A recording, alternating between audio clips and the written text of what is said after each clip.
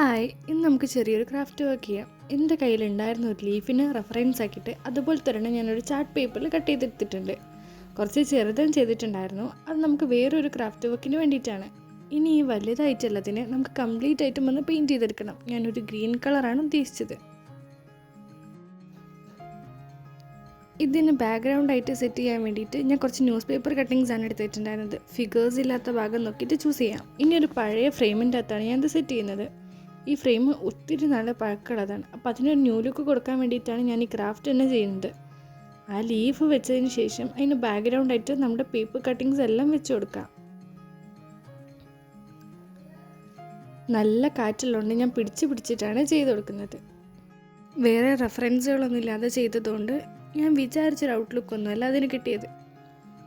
എനിക്ക് ഗ്രീൻ അത്ര ഇഷ്ടമാവാത്തതുകൊണ്ട് ഞാൻ എന്നെ ബ്ലാക്കിലേക്ക് ടേൺ ചെയ്തു. അപ്പോൾ അതാണ് എൻ്റെ ഫൈനൽ ലുക്ക്.